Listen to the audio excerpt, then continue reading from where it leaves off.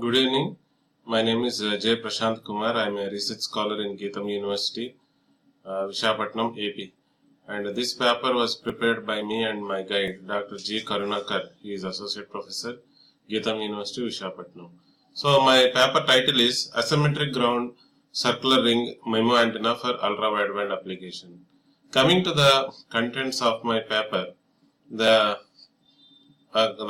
contents are abstract about microstrip antennas. Second one is my proposed model, that is model design, results, conclusions and references.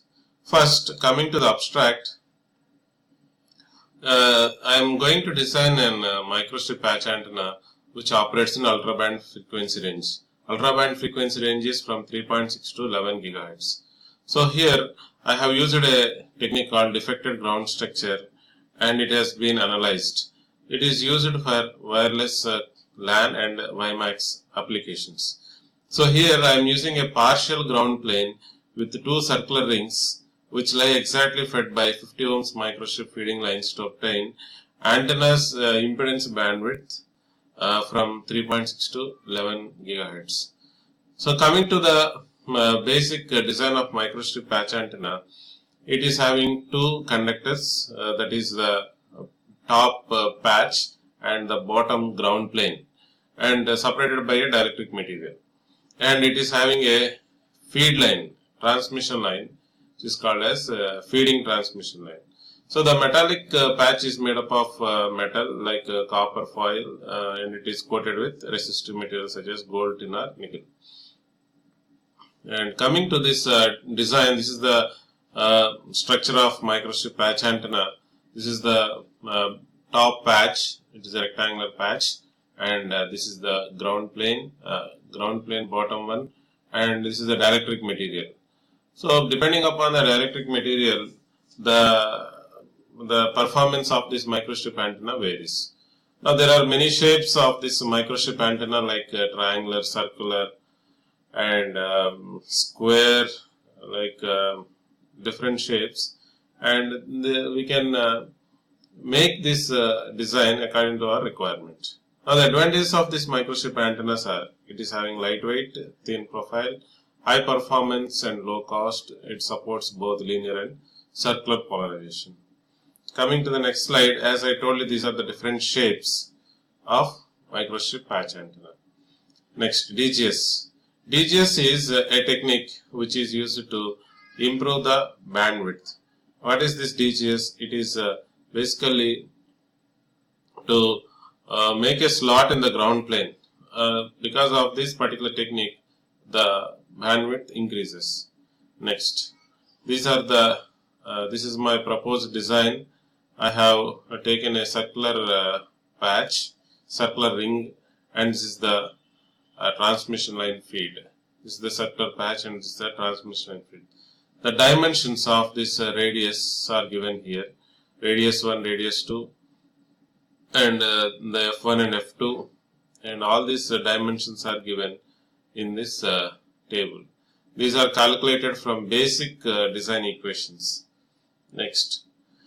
So when I made this antenna, I have observed the return loss. Return loss is a graph which is frequency versus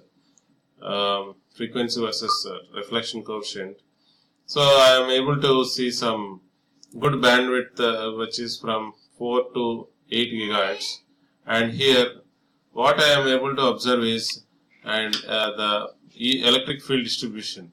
Electric field distribution in one antenna is more, while coming to another antenna it is very less. So here, because of this, what we are observing is a good isolation is achieved between the two antennas. Second one is surface current distribution plot. Surface current distribution plot is also observed to see the mutual coupling effect. See here, this is the port 1 and this is the port 2. Port 1 and this is the port 2. In port 1, if you are giving some feed, it is we can see same kind of distribution in other port also. Similarly here, if you are giving current distribution, you can observe in other port also.